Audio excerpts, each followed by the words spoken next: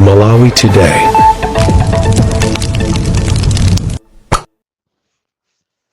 Tikulandireni okondedwa omvera konse kumene muli mawa wa tsiku la lero ndi Sunday pa 8 February 2026 pamene nthawi yanga ikuti 8 minutes to 7 mawa wa tsiku la lero muli ndine comrade Jonathan Phiri.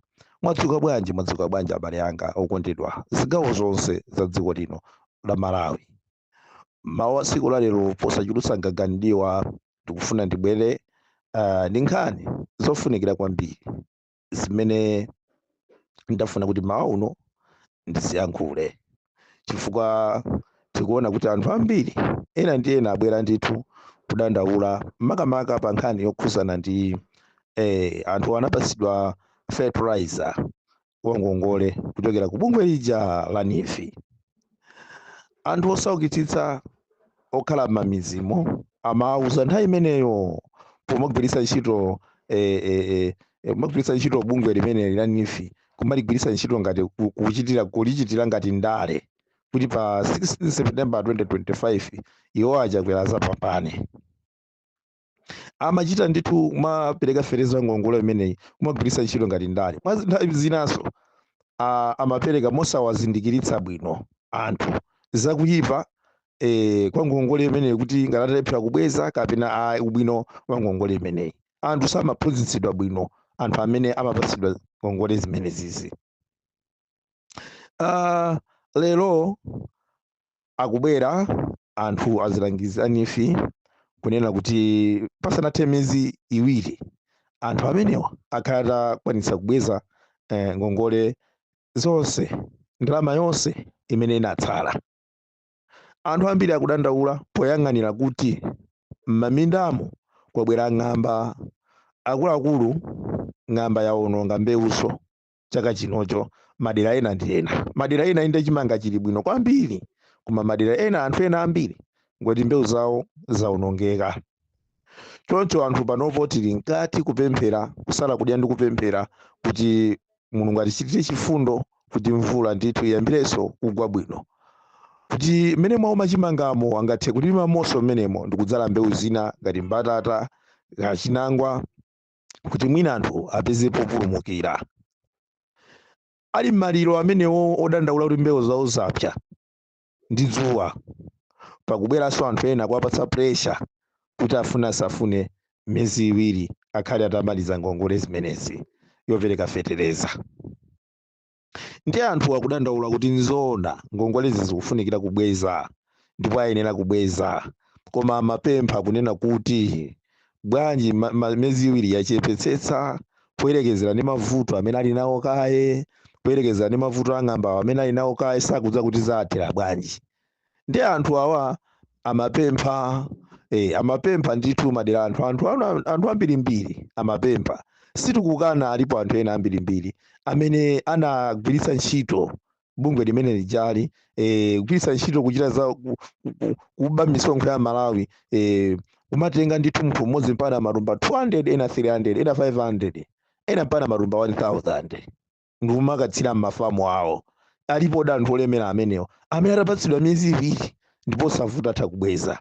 Koma pamene tikulingalira za anthu olemera amenewo amene anapanga zimenezo, anthu ena andale amene nthawi MCPyo anatenga ndithu marumba ochuluka. Aliponso anthu ena amene anangopakidwa suzi m'milomo amene anatenga ena marumba awiri, amene anatengera ndithu pagulu marumba awiri, ena marumba 4, marumba 8 kutsika m'musimu. Anthuwa samauzanso kunena kuti chikole chikhale chakuti amangowauza kuti mungulemba kuti munda, ngakhale kuti mundawo kaya unali wa renti, koma amangowauza kuti mulembe kuti chikole ndi munda. Zonsezi chilule chonsechi chimachitika anthu osaphunzitsidwa, osauza bwino, lero zabwerera ndi chipsinjo chachikulu m'mabanja mwawo. Anthu akumathawa. Ndauna lachisanuli njinga zitafika kuno ndithu madera ambiri kuno ku Blantyre, Global Village, Headman na Zombe, kwa Chempira, kwa Kumponda, komanso kwa Saluti ndi madera ambiri ozungulira amene anafika njinga zosachepera pafupi 15 za azilangizi zimene zimayenda ndithu koma ndi koma amene anapanga. Anthuwa anasowa mtendere wawo mu mtima, nkhawa yathu ndionena kuti mukudziwa ine kunena kuti anthu ambiri takhala tikumva anthu kuti wina wazipha chifukwa cha ngongole, wina wazimangirira ndithu chifukwa cha ngongole. Ife timapempha kunena kuti anthuwa bwanji atapasidwa kapiriyodi kakataliko kuti mwina akwanitse kutolatola. Mwa anthu ena amene anapasidwa awa ngokuti ngakhale bizinesi ya mandasi alibe. Mwa anthu ena amene anapasidwa osakusisa mamiziwa ngoti ngakhale bakha ulo mbuzi ulo nkhuku alibe chokuti angatenge ndikugulitsa ndikubweza ngongole. Ndikuti ngakhale munda imene amayika pa chikole inali ya renti, zinthu sizimatsatidwa bwino chifukwa anthu andalewo amapereka kwa anthuwa ali nzolinga zawo zochitira kampeni. Anthu amapereka nzolinga zawo kumachitira kampeni.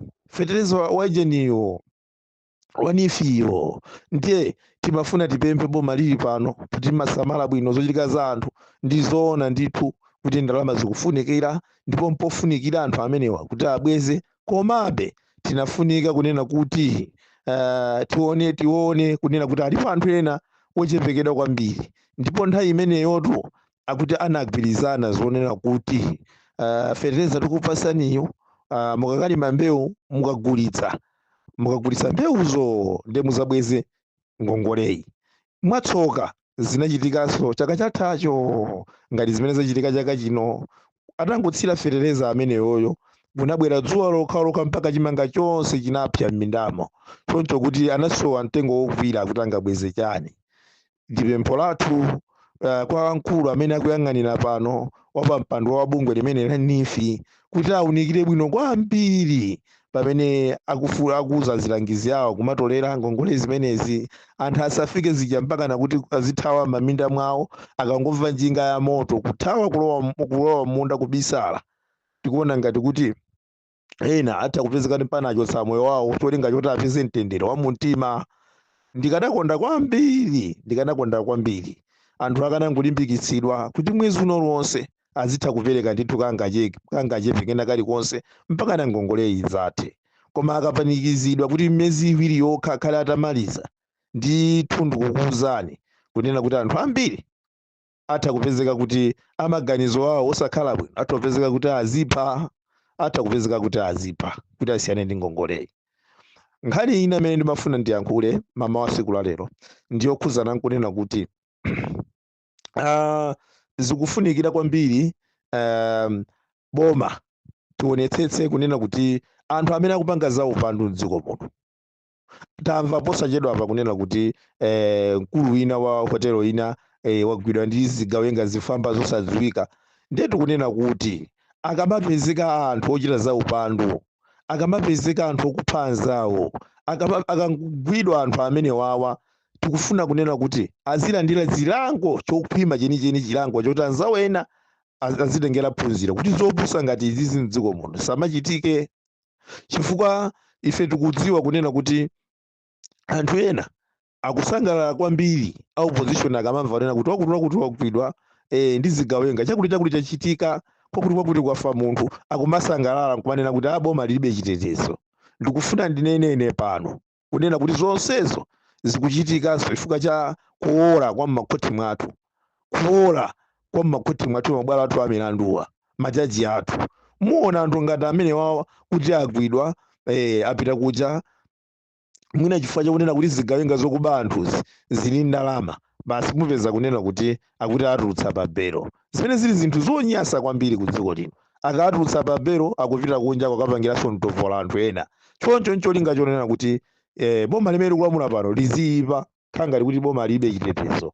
Ndimafuna ndipemphe mawa siku la lero kunena kuti anthu amene akagwidwa tiyeni pazikhala chilango chokhwima chenicheni chonena kuti isazachitikenso zopusa ngati zimenezi.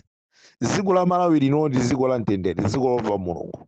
Dziko linolo simeko ngati ena kuti zipezeka wakuti wabedwa, wakuti wagwidwa. Ayi zimene zachitika zija ndi zinthu zoyipa kwambiri zimene ndikuza kuti zachita kukonzedwa ndi anthu ena amene sakulifunira zamuno bomali. Cholinga aziyankhula kunena kuti boma libe chitetezo.